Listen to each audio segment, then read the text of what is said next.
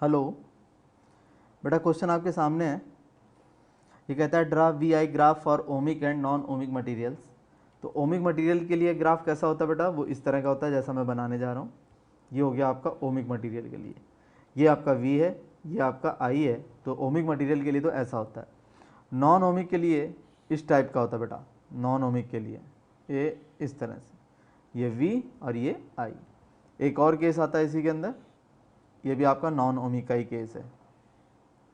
ठीक है, ये आपका कैसा केस है? नॉन ओमिक का केस है। तो ये सारे नॉन ओमिक के केस होते हैं। क्लियर होगी बात? समझ में आया कि नहीं आया? तो नॉन ओमिक में आपको लीनियर ग्राफ नहीं मिलता है जो ओरिजिन से स्टार्ट होता है, और ये आपके जो हैं नॉन ओमिक ही हैं। कैसे हैं ये? Non ohmic, non ohmic. और ये कैसा बेटा?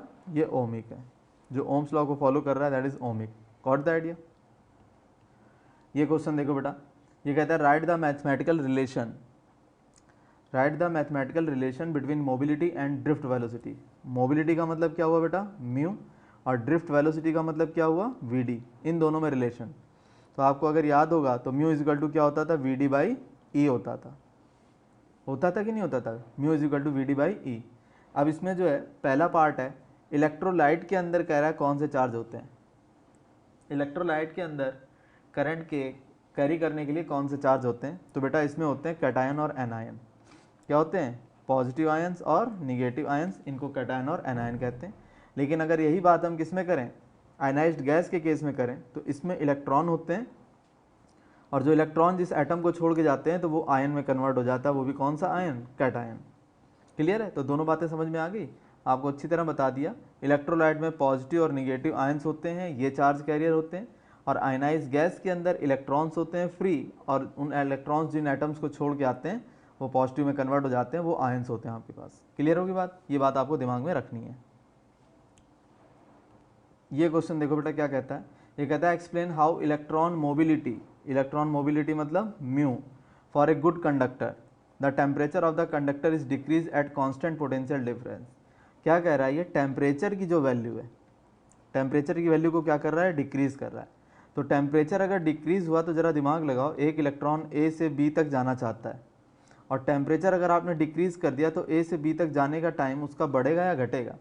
मैं बताता हूँ। टेम्परेचर बढ़ाने पर इलेक्ट्रॉन को ताकत मिलती है, और टेम्परेचर घटाने पर इलेक्ट्रॉन की जो एनर्जी वो कम हो जाएगी। और जब कम एनर्जी हो जाएगी इलेक्ट्रॉन के पास, तो ए से बी तक जाने का वो टाइम इंक्रीज हो जाएगा, उसका हो जाएगा कि नहीं? और ए से बी तक जाने के टाइम को क्या कहते हैं? रिलैक्सेशन टाइम या टाउ। क्लियर है? तो ये चीज़ है आपकी। अब सबसे पहली बात तो ये है कि ये डिपेंड कैसे करता है, मोबिलिटी जो है डिपेंड कैसे करती है। तो म्यू इज इक्वल टू होता है बेटा V D by E. Clear है? और V D is equal to होता है small e capital E upon m, और अपॉन कैपिटल ई, और यहाँ पर टाउ भी होता है। तो इस कैपिटल ई से कैपिटल ई कैंसिल हो जाएगा, क्या आ जाएगा? Small e tau by m, that is mobility. अब यहाँ से साफ पता चल रहा है कि जो मोबिलिटी है वो डायरेक्टली प्रोपोर्शनल टू किसके? टाउ के।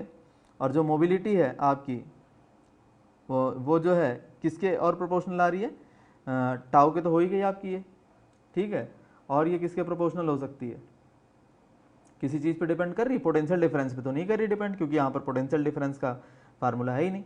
तो यहाँ पर ये है आपका सेकंड जो पार्ट है, कह रहा है कि क्या ये डिपेंड करती है अप्लाइड पोटेंशियल डिफरेंस को अगर डबल भी कर दें तो कोई फ़र्क नहीं पड़ने जा रहा है, कोई फ़र्क नहीं पड़ने जा रहा है। क्यों? क्योंकि जो आपका ये फार्मूला निकल के आया ना, इसमें कहीं पर भी पोटेंशियल डिफरेंस की बात नहीं करता ये। समझ में आया कि नहीं? तो जो म्यू है वो सिर्फ किस पे डिपेंड कर रहा है? रिलैक्सेशन टाइम पे डिपेंड कर रहा है। तो जैसे ही आप टेम्परेचर की वैल्यू को लो करोगे तो इलेक्ट्रॉन ए से बी तक जाने में टाइम ज़्यादा ले लेगा, और ज़्यादा टाइम ले लेगा, उसी टाइम को तो क्या बोलते हैं? ए से बी तक जाने के टाइम को रिलैक्सेशन टाइम कहते हैं, और वो टाउ होता है। ये बात समझ में आई कि नहीं? ये उसका टाउ होता है। तो टाउ जो है, टाउ की जो वैल्यू है वो अगर डिक्रीज कर गई, टाउ डिक्रीज कर गया, तो म्यू के बारे में आप क्या कहोगे? खूब अच्छी तरह सोच लो। जब टेम्परेचर डिक्रीज करोगे तो जो इलेक्ट्रॉन है उसके पास कम एनर्जी होगी, कम एनर्जी होगी तो ए से बी तक जाने में उसको टाइम ज़्यादा लगेगा। तो टाउ की वैल्यू क्या हो गई? इंक्रीज हो गई कि नहीं? टाउ आपका इंक्रीज हो गया, ज़्यादा टाइम ले रहा है, और यही चीज़ किसके प्रोपोर्शनल है? म्यू के। इसका मतलब म्यू भी आपका कैसा हो जाएगा? इंक्रीज कर जाएगा। अगर ये इंक्रीज करेगा टाउ, तो ये म्यू भी इंक्रीज कर जाएगा। Got the idea? तो इस तरह से प्रॉब्लम आपकी सॉल्व हो जाएगी। ये क्वेश्चन देखो बेटा आपके सामने, for what basic purpose the cells are connected in series. Series में लगाने का फ़ायदा सबसे बड़ा ये है कि हमें पोटेंशियल डिफरेंस ज़्यादा मिलता है। अगर हमें कहीं पर ज़्यादा पोटेंशियल डिफरेंस की ज़रूरत है, क्लियर होगी बात, ज़्यादा पोटेंशियल डिफरेंस चाहता हूँ तो मैं क्या करूँ, मैं सीधे उठा करके सेल्स को किस में लगा दूँ, सीरीज़ में लगा दूँ। और आप सीरीज़ में जाते हैं, जो सेल की इफेक्टिव ईएमएफ होती है जब सीरीज़ में लगाते हैं, इफेक्टिव ईएमएफ, ये क्या हो जाती है, सबकी ऐड हो जाती है, E1 plus E2 plus dash dash dash EN, सारे के सारे पोटेंशियल ऐड हो जाते हैं। क्लियर होगी बात। लेकिन जब ये कह रहा है पैरेलल में हम क्यों लगाते हैं, पैरेलल में लगाने का रीज़न हमें मैक्सिमम करंट चाहिए। क्या चाहिए, मैक्सिमम अगर हमें करंट चाहिए सिस्टम से, मैक्सिमम करंट की वैल्यू अगर हमें चाहिए तो हम क्या करेंगे, सेल को किस में लगाएंगे, पैरेलल में लगाएंगे। क्यों, पैरेलल लगाने पर क्या होता है कि जो उनके इंटरनल रेजिस्टेंसेज होते हैं तो वो इफेक्टिव रेजिस्टेंस आपका काफ़ी कम हो जाता है। इफेक्टिव जो रेजिस्टेंस है आपका वो काफ़ी कम वैल्यू लेगा, इसलिए हम जब पैरेलल में लगाएंगे तो 1/R इफेक्टिव क्या हो जाएगा बेटा, 1/R इफेक्टिव हो जाएगा 1/R1 प्लस 1/R2, ठीक है, 1/R1 plus 1/R2 plus 1/R3 plus dash dash dash 1/Rn।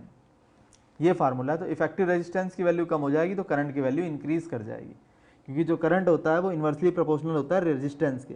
जितना रेजिस्टेंस ज़्यादा होगा करंट कम आएगा, जितना रेजिस्टेंस कम होगा करंट आपको ज़्यादा मिलेगा, दैट्स ऑल। लास्ट केस ये क्या कह रहा है, ये कह रहा है कि मिक्स्ड ग्रुपिंग का क्या फ़ायदा है। मिक्स्ड ग्रुपिंग का मतलब आपके सीरीज़ में भी हैं, ठीक है, इस तरह से सीरीज़ में भी हैं सेल्स, और फिर इनको आपने क्या किया, कंबाइन भी कर दिया पैरेलल में। तो कह रहा है कि इस ग्रुपिंग का फ़ायदा क्या, मान लो इस तरह की ग्रुपिंग आप कर रहे हो तो इसका प्रॉफिट क्या होता है आपको, क्यों करते हो आप ऐसा। वो इसलिए करते हैं जिससे हमें मैक्सिमम पावर मिल जाए। पावर की वैल्यू क्या मिल जाए, मैक्सिमम पावर हमारी मैक्सिमम हो, तो उस केस में हम क्या करेंगे, मिक्स्ड ग्रुपिंग का यूज़ करेंगे। Got the idea. ये कंसेप्ट है आपका simple. Power is equal to होता है बेटा V इंटू आई, क्या होता है, V इंटू आई। तो मिक्स्ड ग्रुपिंग करने से फ़ायदा क्या होगा, V की वैल्यू भी ज़्यादा आएगी। V की वैल्यू ज़्यादा क्यों आएगी, क्योंकि चीज़ें जो है सेल आपके सीरीज़ में भी हैं कि नहीं, सीरीज़ में होने की वजह से V की वैल्यू ज़्यादा आएगी। और I की वैल्यू ज़्यादा क्यों आएगी, पैरेलल में अगर लगे हुए हैं आपके बहुत सारे कैपेसिटर वो सेल, तो पैरेलल में इफेक्टिव रेजिस्टेंस की वैल्यू डिक्रीज हो जाएगी तो I की वैल्यू इंक्रीज कर जाएगी। तो ये भी आपको मोर मिलेगा और ये भी आपको मोर मिलेगा, तो पावर भी आपको कैसे मिलेगी, मैक्सिमम मिलेगी। समझ आया कि नहीं आया, सबसे बड़ा फ़ायदा इसका यही है। अगर मैक्सिमम पावर चाहते हो तो आपको क्या करना पड़ेगा, mixed grouping of sales use करना पड़ेगा। गॉट द आइडिया, ये कंसेप्ट है। ये क्वेश्चन देखो बेटा आपके सामने, ये कह रहा है in an hydrogen atom the electron moves in an orbit of radius 5 × 10 की पावर -11 मीटर। ये चीज़ है, ठीक है। इसमें जो इलेक्ट्रॉन है आपका, ये इलेक्ट्रॉन है, ये इलेक्ट्रॉन है, ये इस तरह से रिवॉल्व कर रहा है, इस तरह से चक्कर काट रहा है, ठीक है। और रेडियस है ऑर्बिट की कितनी, ऑर्बिट की रेडियस है बेटा, ये मान लो आपका पॉइंट A है, ये पॉइंट A है और ये पॉइंट B है, ये रेडियस है। तो रेडियस कितनी है इसकी, रेडियस है 5 × 10⁻⁻, कितना, -11। यहाँ से लेकर यहाँ तक ये दूरी है, with the speed of 2.2 × 10⁶ metre per second. और इसकी स्पीड कितनी है, इसकी स्पीड है 2.2 × 10⁻⁶ कितना, 6 मीटर पर सेकेंड, ये इसकी स्पीड है। तो ये कह रहा है फाइंड द इक्विवेलेंट करंट, आपको I की वैल्यू निकालनी, क्या निकालना है आपको, करंट की वैल्यू निकालनी। तो Q इज इक्वल टू क्या होता है, I इंटू टी। तो I इज इक्वल टू क्या आ जाएगा, Q/T आ जाएगा। Q बराबर क्या होता है, N इंटू ई अपॉन टी, ये आ जाएगी आपकी करंट। अब जरा दिमाग लगाओ, ये NE तो ऐसा रहेगा, टाइम कैसे निकलता है, डिस्टेंस अपॉन स्पीड। तो डिस्टेंस कितनी कवर करेगा, 2πr, और वेलोसिटी ये रही। ये क्यों किया ये बता देता हूँ। एक चीज़ बताना जरा, थोड़ा दिमाग लगाना, ये जो आपका है इलेक्ट्रॉन, ये इस तरह से ही तो घूमेगा, ऐसे ही तो घूमेगा, ये यूँ रिवॉल्व करेगा, ये क्लियर होगी बात, इस तरह से रिवॉल्व करेगा ये। तो ज़रा गौर करो, अगर ये इस तरह से चक्कर काटेगा तो एक पूरा कंप्लीट करने में सर्किल कितना ये डिस्टेंस कवर करेगा, 2πr। अरे 2πr ही तो हुआ भैया, यहाँ से चलेगा यूँ चलते चलते चलते चलते यहीं पर वापस आएगा तो 2πr कवर करेगा, और स्पीड इसने दे रखी है।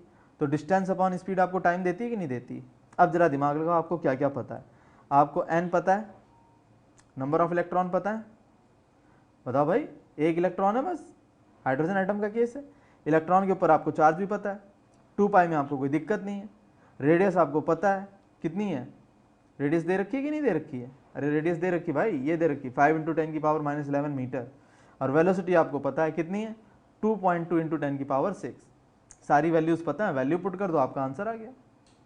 समझ गया कि नहीं समझ गया, वैल्यू पुट करो आपका आंसर आ गया। एन की वैल्यू यहाँ 1 ले लेना, हाइड्रोजन का केस है तो एन 1 आएगा इसमें। इलेक्ट्रॉन का चार्ज कितना 1.6 10⁻19 ये भी दे रखा है। 2 पाई में कोई दिक्कत नहीं है, आर रेडियस दे ही रखी है, वेलोसिटी दे ही रखी है, वैल्यू पुट करो आंसर आ गया आपका। Got the idea. ये क्वेश्चन देखो बेटा, ये कह रहा है 0.6 मोल ऑफ इलेक्ट्रॉन, तो 0.6 मोल आपका कुछ मान लो ये हो गया, पूरा मोल तो ये होता है और 0.6 मोल आपके पता चला ये है, ये 0.6 कितने 0.6 मोल, इतने मोल इलेक्ट्रॉन्स हैं। Flow through a wire in 50 minute, time कितना लेते हैं 50 मिनट, मतलब 50 × 60 क्या सेकंड्स, तो ये कितना आ जाएगा 3000 सेकंड। ये 3000 सेकंड में एक एंड से दूसरे एंड पर कहीं पहुंच जाते होंगे। तो कह रहा है the total charge that passes through the wire, total charge निकालना है। टोटल चार्ज मतलब Q = N × E, ठीक है, तो N × E आपको निकालना है। एक बात बताओ, 0.6 मोल में इलेक्ट्रॉन कितने हुए पहले ये बताओ। अरे भाई ये इलेक्ट्रॉन ही तो भरे पड़े हैं यहाँ, ये सारे, कि 1 मोल इलेक्ट्रॉन का मतलब ये आपको दिखाई दे रहे हैं, सारे इलेक्ट्रॉन ही तो हैं ये। अच्छा एक बात बताना, अगर आपके पास 1 मोल इलेक्ट्रॉन होते, 1 मोल इलेक्ट्रॉन होते तो उसको गिनना शुरू करते तो क्या फिगर आता आपका नंबर 6.022 मल्टीप्लाई बाई 10⁻, कितना 23। 1 मोल में इतने इलेक्ट्रॉन होते कि नहीं होते, लेकिन आपके पास मोल कितने हैं, आपके पास मोल है 0.6 मोल, आपके पास सिर्फ इतने मोल हैं, तो कितने इलेक्ट्रॉन हो जाएंगे इससे, तो बेटा ये आ जाएगा आपका जा करके 0.6 × 6.023 या 22 मल्टीप्लाई 10⁻, कितना 23, और एक इलेक्ट्रॉन के ऊपर चार्ज 1.6 मल्टीप्लाई 10⁻, कितना -19। खूब अच्छी तरह देख लो, इतने मोल हैं, 1 मोल में इतने इलेक्ट्रॉन थे, तो 0.6 में इतने हो जाएंगे, एक इलेक्ट्रॉन के ऊपर चार्ज इतना है, तो टोटल चार्ज पता चल गया Q = N × E से, टोटल चार्ज पता चल गया। अब T भी आपको मालूम है, आपको T भी पता है, तो अब आपसे क्या पूछ रहा है, the total charge that passes through the wire, तो टोटल चार्ज तो बेटा इतना पास होगा। क्वेश्चन ए आपका कंप्लीट हो गया। बी में क्या कहता है, find the magnitude of the electric current. I = क्या होता है बेटा Q/T, और Q क्या होता है बेटा N × E, और टाइम आपका नीचे है। N × E का मतलब टोटल चार्ज, टोटल चार्ज आप कैलकुलेट कर ही चुके हो, 0.6 × 6.022 × 10⁻23 मल्टीप्लाई 1.6 × 10⁻19, और टाइम कितना है 3000 सेकेंड। तो आपको ये पूरी वैल्यू भी पता है और आपको ये वैल्यू भी पता है, तो यहाँ से आप करंट की वैल्यू को बड़ी आसानी से कैलकुलेट कर सकते हो। Got the idea. तो इस तरह से आपकी प्रॉब्लम जो बड़ी आसानी से दूर हो जाएगी। ये क्वेश्चन देखो बेटा, ये कहता है what is the number of free electrons in peace of silver of area of cross section this and length of this. देखो बेटा क्या चीज़ है ये आपकी लेंथ है और ये आपका क्रॉस सेक्शन एरिया है, ठीक है। सिल्वर का जो है एरिया ऑफ क्रॉस सेक्शन है 1 × 10⁻⁴, कितना है 1.0 × 10⁻, कितना -4 मीटर स्क्वायर। ये तो एरिया है, क्या चीज़ है ये एरिया है, ठीक। और लेंथ कितनी बेटा इसकी, लेंथ है 1 मीटर, क्या चीज़ है 1 मीटर। अब क्या कहता है, atomic weight of silver is 108, atomic weight भी दे रखा है। डेंसिटी ऑफ सिल्वर इज 10.5 ग्राम पर सेंटीमीटर क्यूब, डेंसिटी कितनी है 10.5 ग्राम पर सेंटीमीटर क्यूब। इसका मतलब क्या हुआ कि 1 मीटर क्यूब जो है आपका पर सेंटीमीटर क्यूब, सॉरी 1 सेंटीमीटर जो क्यूब है उसमें कितना मटेरियल भरा हुआ है, उसके अंदर मटेरियल भरा है बेटा इसके अंदर 10.5 ग्राम, इतना भरा हुआ है। एक बात बताए तो इस छोटे से हिस्से की बात होगी, तो सबसे पहले तो आप निकाल लो वॉल्यूम ऑफ द वायर या volume of the piece of silver. तो वॉल्यूम ऑफ पीस ऑफ क्या सिल्वर कैसे आएगा, वॉल्यूम कैसे आएगा सिल्वर का, एरिया इनटू लेंथ। एरिया कितना दिया है बेटा, एरिया दिया है 1.0 मल्टीप्लाई 10⁻⁻4, ये एरिया हो गया। और लेंथ कितनी दी है 1 मीटर दी है, इतने मीटर स्क्वायर। तो ये आगे आपका जाकर के 1.0 × 10⁻⁻4 मीटर स्क्वायर। इसको बेटा सेंटीमीटर में बदलो तो हो जाएगा 1.0 × 10⁻⁻4। सेंटीमीटर बदलना है तो 100 मीटर, 1 मीटर में 100 सेंटीमीटर है। अगर मीटर का स्क्वायर है तो इसका भी स्क्वायर हो जाएगा। ये कितना आ जाएगा बेटा, ये आ जाएगा 1.0 मल्टीप्लाई बाई 10⁻⁻4 और ये आ जाएगा 10⁻4 सेंटीमीटर स्क्वायर। ये दोनों वैल्यू आपस में नलीफाई हो जाएंगी, कट जाएंगी ये दोनों वैल्यू, ठीक है। तो बचेगा क्या, 1 सेंटीमीटर स्क्वायर। अब वॉल्यूम कैसे आएगा, वॉल्यूम ऑफ वायर कैसे आएगा, area into length, area into length. Area कितना है, एरिया है आपका 1 सेंटीमीटर स्क्वायर, लेंथ कितनी 1 मीटर, 1 मीटर मतलब 100 सेंटीमीटर, तो ये सेंटीमीटर में और सेंटीमीटर स्क्वायर में, तो वॉल्यूम आ जाएगा 100 सेंटीमीटर क्या क्यूब, ये आपका वॉल्यूम आ गया। कोई दिक्कत नहीं। अगर इसके 1 सेंटीमीटर क्यूब में 10.5 ग्राम है तो 100 सेंटीमीटर क्यूब में कितना मटेरियल होगा, नहीं समझे मेरी बात। अरे भाई इसके 1 सेंटीमीटर क्यूब में कितना मटेरियल था 10.5 ग्राम, तो 100 सेंटीमीटर क्यूब में क्या होगा, ज़्यादा होगा, तो टोटल मास कितना आ जाएगा, यहाँ क्या लिखोगे आप, टोटल मास, टोटल मास आ जाएगा आपका जा करके 10.5 मल्टीप्लाई बाय 100, इस डेसिमल से ये गया, ये आ जाएगा बेटा 1050 ग्राम। टोटल मास आपके पास इतना है, टोटल मास आपके पास इतना है। क्लियर होगी बात। अब आगे की बात करते हैं। अब एक बात बताओ, सिल्वर का एटॉमिक मास कितना होता है, सिल्वर का एटॉमिक मास होता है बेटा 108, ठीक है। तो आप क्या करो, इसके मोल निकाल लो, क्या करोगे, इसके मोल निकाल लो। तो मोल ऑफ सिल्वर क्या निकालोगे, मोल ऑफ सिल्वर कैसे निकालोगे, मास अपॉन मॉलिक्यूलर मास। तो मास कितना है 1050, मॉलिक्यूलर मास होता है बेटा 108, तो ये सिल्वर के क्या आ जाएंगे, मोल आ जाएंगे। इतने मोल सिल्वर है आपके पास। समझ आया कि नहीं आया। हमारे पास टोटल कितना मास आ गया, टोटल मास मेरे पास आ गया इस चीज़ का 1050 ग्राम आ गया। अब इतने ग्राम में कितने मोल बनेंगे उसके लिए मैंने 108 से इसको डिवाइड कर दिया, तो मुझे नंबर ऑफ मोल्स पता चल गए, पता चल गए। अब ये क्या पूछ रहा है, अब ये पूछ रहा है कि नंबर ऑफ फ्री इलेक्ट्रॉन निकालने, मुझे क्या निकालना है, नंबर ऑफ फ्री इलेक्ट्रॉन। समझ में आया कि नहीं आया, नंबर ऑफ फ्री इलेक्ट्रॉन आपको निकालने हैं और दिया है कि एक इलेक्ट्रॉन आपका बैठा हुआ एक एटम में। तो सबसे पहले मैं ये निकाल लेता हूँ कि जो मेरे मोल आए, ये मोल हैं किस चीज़ के, सिल्वर एटम के। 1050 डिवाइडेड बाय 108 क्या चीज़ है, नंबर ऑफ मोल्स हैं। और ये मोल्स बने कैसे होंगे, ये मान लो इतना बड़ा मोल है, ये आ रहा है आपका मोल, अरे ये मोल किसी चीज़ से तो बना होगा, ये बना है बेटा सिल्वर के एटम से। मोल मतलब ढेर, तो ये ढेर किसने खड़ा कर दिया, सिल्वर के एटम ने खड़ा कर दिया। तो ये बहुत सारे एटम्स हैं, तो मैं अब क्या करूँगा, एटम्स निकाल लूँगा। कैसे निकालूंगा, अगर 1 मोल होता और उसमें मैं एटम गिनता तो कितने आते, 6.022 मल्टीप्लाई 10⁻23 एटम्स, किस चीज़ के, सिल्वर के, ये आते। लेकिन मेरे पास है कितना, मेरे पास है 1050 अपॉन 108 मोल, तो मेरे पास टोटल कितने एटम्स आ गए, 6.023 मल्टीप्लाई 10⁻23 मल्टीप्लाई 1050 डिवाइडेड बाय 108। ये जो वैल्यू आई मेरे पास, इतने एटम आए, ये सब क्या हैं, एटम्स हैं, किस चीज़ के हैं, सिल्वर के।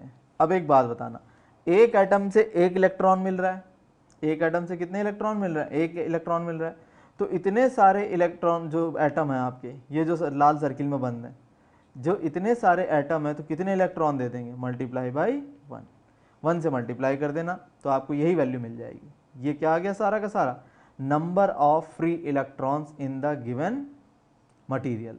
समझ में आया कि नहीं आया। मैं फिर से पूरी बात आपको एक बार जल्दी से बता देता हूँ।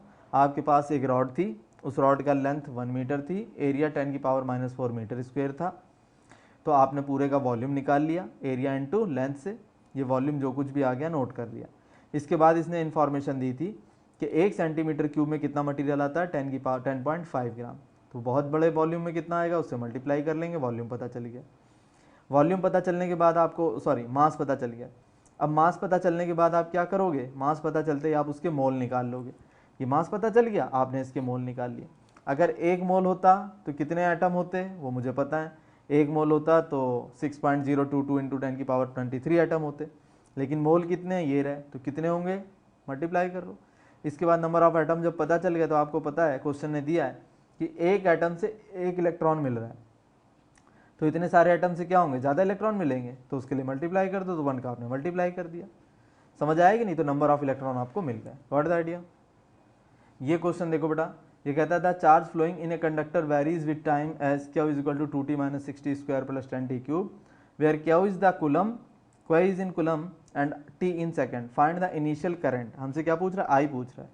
तो आई की वैल्यू क्या होती है बेटा, आई होता है आपका D Q by D T. Small change in charge with respect to time, या small passage of charge with respect to small passage of time, मतलब थोड़ा सा टाइम जब पास हो रहा है तो थोड़ा सा चार्ज पास हो रहा है, तो उसको कहेंगे I, D Q by D T. तो अब जरा दिमाग लगाओ, हम यहाँ क्या लिख सकते हैं, D by D T of Q. Q खुद में क्या है, ये हमारा 2t माइनस 6t स्क्वेयर और प्लस का क्या 10t क्यूब। ये डिफ्रेंसिएशन तो आपने 11th में ही सीख रखे हैं। 2t का डिफ्रेंसिएशन 2 हो गया, 6t स्क्वेयर का 12t हो गया और प्लस का 10t क्यूब का कितना हो गया 30t स्क्वेयर। ये आपकी करंट की वैल्यू आ गई। क्लियर होगी बात, ये आपकी करंट की वैल्यू आ गई। अब इनिशियल करंट आपकी ये हो गई। अगला कहता है the time after which the value of current reaches A maximum. ये पूछ रहा है किस टाइम के बाद करंट की वैल्यू मैक्सिमम हो जाएगी। ठीक है, ये जो करंट आई इसकी मैक्सिमम वैल्यू चाहिए।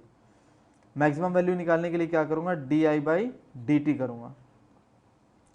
ये कितनी आएगी, 0 माइनस 12 और प्लस का 60t, और इस चीज़ को मैं 0 के इक्वल कर दूंगा। तो यहाँ से t कितना आ जाएगा, t इज इक्वल टू आ जाएगा 60t इज इक्वल टू 12, तो t इज इक्वल टू कितना आएगा 1/5 सेकेंड।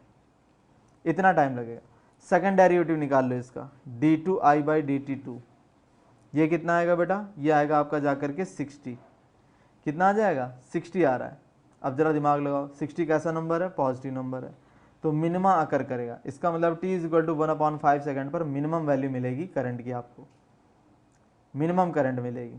क्लियर है, तो मिनिमम करंट मैंने आपको बताया, जबकि पूछ क्या रहा था, the time after which the value of current reaches A maximum value. Maximum तो आएगी ही नहीं इसमें, मैक्सिमम कैसे आएगी, नहीं भाई, करंट की वैल्यू है, इंक्रीज करेगी टाइम के साथ, मैक्सिमम वैल्यू मिल सकती है, बिल्कुल मिल सकती है।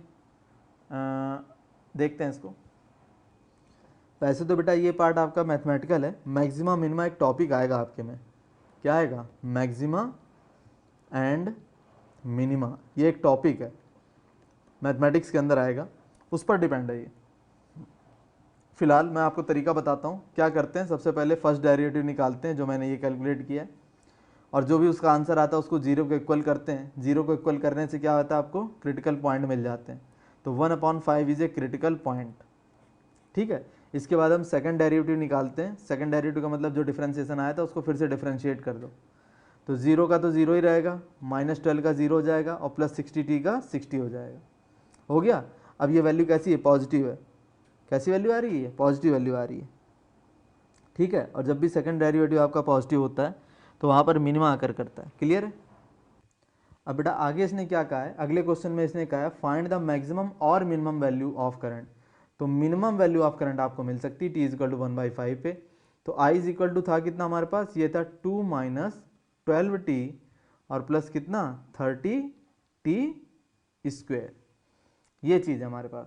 ठीक है, तो ज़रा दिमाग लगाओ, यहाँ t की वैल्यू आपको कितनी पुट करनी, 5, 1/5, तो 2 माइनस 12 इंटू 1/5 प्लस 30 इंटू 1/5 का स्क्वायर, दैट इज दिस। तो ये पूरी जब आप सॉल्व करोगे वैल्यू तो आपको जो है आई कैसा मिलेगा, आई आपको मिनिमम मिल जाएगा। मिनिमम आई की वैल्यू आपको मिल जाएगी। मैक्सिमम तो बेटा इन्फिनिटी हो रही है इसमें, क्योंकि ये जो है अभी आप समझते नहीं शायद इस चीज़ को, एक क्वाड्रेटिक है एक तरह की। क्या चीज़ है ये, क्वाड्रेटिक है। और ये क्वाड्रेटिक कैसी है, ओपन अपवर्ड है आपकी, ये फिर ज़्यादा टेक्निकल हो जाएगा। और ये इन्फिनिटी इसकी जो है वैल्यू होगी मैक्सिमम। ठीक है, तो maximum current I is equal to infinity आ रहा है, जो होता नहीं है। क्लियर है, तो ये क्वेश्चन समझ आ गया। ये क्वेश्चन देखो बेटा, कहता है what is the drift velocity of electron in a silver wire of length 1 metre having cross sectional area this. तो ये बेटा सिल्वर का वायर है इस तरह से, इसकी लेंथ कितनी है 1 मीटर है, और क्रॉस सेक्शनल एरिया इसने दे रखा है कितना, ये दे रखा है 3.14 मल्टीप्लाई बाय 10⁻⁻6 मीटर स्क्वायर, ये दे रखा है। And carrying a current of 10 ampere, और इसके अंदर जो करंट जा रही है वो कितनी है 10 एम्पियर की है। पूछ क्या रहा है, वीडी पूछ रहा है, ड्रिफ्ट वेलोसिटी की वैल्यू पूछ रहा है। क्या पूछ रहा है, ड्रिफ्ट वेलोसिटी। क्लियर है। आगे कहता है given the atomic weight of silver is equal to 108, density of silver is this kilogram per metre cube. तो डेंसिटी दे रखी है, ठीक है, और वॉल्यूम तो आपको पता ही हो जाएगा इसका, तो इससे मास निकाल लेंगे। एक काम करो बेटा, आप एक काम करो, ये जो भी आपका वायर है, ये जो भी आपका वायर है इसका वॉल्यूम निकाल लो। तो वॉल्यूम कैसे निकालोगे बेटा, वो देखो, ये सिलेंड्रिकल फॉर्म में है तो वॉल्यूम होता है एरिया इंटू लेंथ। एरिया कितना दे रहा है 3.14 मल्टीप्लाई बाय 10⁻⁻6 मीटर स्क्वायर। और लेंथ कितनी दे रहा है, लेंथ दे रहा है बेटा 1 मीटर। तो ये टोटल कितना आ जाएगा, ये आ जाएगा 3.14 मल्टीप्लाई बाय 10⁻⁻6 मीटर क्यूब हो गया, क्योंकि ये स्क्वायर था और ये मीटर की पावर 1 है तो मीटर क्यूब हो गया। इतने मीटर क्यूब वॉल्यूम है। यहाँ तक तो कोई दिक्कत नहीं है आपको। अब आगे चलो, देखो इसमें क्या किया, इतना वॉल्यूम है इसका। डेंसिटी कितनी है इसकी, इसकी डेंसिटी है 1 मीटर क्यूब में कितना मास आ रहा है, ये देखो, किलोग्राम पर मीटर क्यूब का मतलब है 1 मीटर क्यूब में इतने किलो मास आ रहा है। तो इतने सारे मीटर क्यूब में कितना आएगा, क्वेश्चन क्या है, 1 metre cube is equal to 10.5 multiply by 10⁻³ kilogram. ये फार्मूला ये दे रखा, डेंसिटी का मतलब ये हुआ कि 1 मीटर क्यूब में इतने किलो जो है आपके पास क्या चीज़ है, किलोग्राम ऑफ सिल्वर है। यहाँ तक कोई दिक्कत नहीं, इतने किलोग्राम सिल्वर है। तो आपके पास टोटल वॉल्यूम है कितना, ये है 3.14 मल्टीप्लाई 10⁻⁻6 क्या मीटर क्यूब। तो इसमें वॉल्यूम कितना मास कितना आ जाएगा, यह आ जाएगा 10.5 मल्टीप्लाई 10⁻³ मल्टीप्लाई 3.14 मल्टीप्लाई 10⁻⁻6 इतने किलोग्राम क्या आ जाएगा, इतने किलोग्राम आ जाएगा। ये आपका मास आ जाएगा टोटल। क्लियर है। अब एक बात बताओ, इतने मास में एटम कितने आएंगे, तो पहले इसको मोल में कन्वर्ट करो। ये जो भी वैल्यू आई है इसको किस में कन्वर्ट कर लो, मोल में। तो मोल में कन्वर्ट करने के लिए क्या करोगे, इसको मॉलिक्यूलर मास से डिवाइड करोगे। तो ये आएगा आपका 10.5 मल्टीप्लाई 10⁻³ मल्टीप्लाई 3.14 मल्टीप्लाई 10⁻⁻6 किलोग्राम। और इसको अगर मैं 108 से डिवाइड कर दूं, किलोग्राम है ना, तो इसको ग्राम में बदलो पहले। तो किलोग्राम से ग्राम में बदलने की 1000 से और मल्टीप्लाई कर दो ग्राम, और फिर आप किस में कन्वर्ट करो, इसको मोल में कन्वर्ट करो 108 से डिवाइड करके। ये आपके क्या आ गया, ये आ गया आपके मोल्स, नंबर ऑफ मोल्स। ठीक है। अब आगे देखो बेटा क्या करना है, इतने मोल तो आपके पास आ गए। अगर आपके पास 1 मोल होता, क्या होता, 1 मोल होता, ज़रा दिमाग लगाना, पूछ क्या रहा है ये पूछ रहा what is the drift velocity, drift velocity पूछ रहा है ये। तो ड्रिफ्ट वेलोसिटी के लिए हमें क्या निकालना पड़ेगा, number of electrons per unit volume. ठीक है। तो नंबर ऑफ इलेक्ट्रॉन निकालने के लिए हम सारा काम कर रहे हैं। सबसे पहले तो हम इसको क्या करते हैं, मोल निकाल लेते हैं। इसके मोल निकाल लिए। अब नंबर ऑफ क्या निकालता हूँ इसमें, मोल। अगर हमारे पास कितना नंबर होता, अगर हमारे पास मास होता 108, तो ये तो डायरेक्ट मोल आ गए ना आपके, मोल आ गए डायरेक्ट। रुक जाओ, एक काम करो बेटा, इसमें अब मैं आपको बताता हूँ। हमें एक फार्मूला पता है, I is equal to NEAVD, और ये पूछ क्या रहा है, ड्रिफ्ट वेलोसिटी पूछ रहा है। तो VD कितना हो जाएगा, VD हो जाएगा बेटा आपका जा करके I/NEA, हो जाएगा कि नहीं। अब I इसने दे रखा था हमें सवाल में, क्वेश्चन में दिया भाई I, देखो क्वेश्चन में I दे रखा है 10 एम्पियर, 10 एम्पियर दिया है आप क्वेश्चन में। तो I पता है, E की वैल्यू मैं जानता हूँ 1.6 10⁻⁹, क्रॉस सेक्शनल एरिया भी दे रखा है। सिर्फ अगर N पता चल जाए तो बात बन गई। N क्या होता है, पर यूनिट वॉल्यूम में कितने इलेक्ट्रॉन है, पर यूनिट वॉल्यूम में टोटल इलेक्ट्रॉन कितने। ठीक है। तो एक बात बताओ, ये निकालने के लिए आप क्या करोगे, N निकालना है मतलब पर यूनिट वॉल्यूम में आपको इलेक्ट्रॉन निकालने। तो आप पर यूनिट वॉल्यूम में सबसे पहले क्या करो, एटम्स निकाल लो। क्या निकाल लो, एटम। और हर एक एटम से आप इलेक्ट्रॉन की वैल्यू काउंट कर सकते हो। ठीक है, ये चीज़ है। तो आपका वॉल्यूम कितना है आपको पता है, ठीक है, वॉल्यूम कितना है आपको पता है। और इसके बाद क्या पता है कि इतने मास में मोल कितने आ रहे हैं, तो उससे एटम पता चल जाएंगे आपको। नहीं समझ में आए, इसके अंदर कितने एटम आएंगे इसका आइडिया तो आपको लग जाएगा। कैसे लग जाएगा, अरे मास अपॉन मॉलिक्यूलर मास, मोल पता चल गया, और एक मोल में कितने एटम होते हैं आप जानते ही हो। ठीक है। तो मोल तो आ गए आपके, ये पूरी चीज़ क्या है आपकी, ये मोल है। ठीक है। अब नंबर ऑफ एटम कैसे आएंगे, number of atoms, number of atoms आ जाएंगे। ये जो मोल हैं, number of mole, number of moles जो हैं इसका मल्टीप्लाई किससे कर दो, नंबर ऑफ मोल्स का मल्टीप्लाई किससे करोगे भाई, दिमाग लगाओ। इसको बेटा एवोगैड्रो नंबर से मल्टीप्लाई कर दो। ठीक है, तो ये आपको टोटल क्या पता चल गया, ये टोटल पता चल गया आपको एटम, क्या पता चल गया, टोटल एटम पता चल गए, ये आपके टोटल एटम है। समझ में आ गया कि नहीं, इतने आपके टोटल एटम हो गए। अब एक एटम में कितने इलेक्ट्रॉन, एक एटम में कितने फिर इलेक्ट्रॉन, ये तो ये बता नहीं रहा है, हम एक मान के चलते हैं। कितना मान के चलते हैं, एक।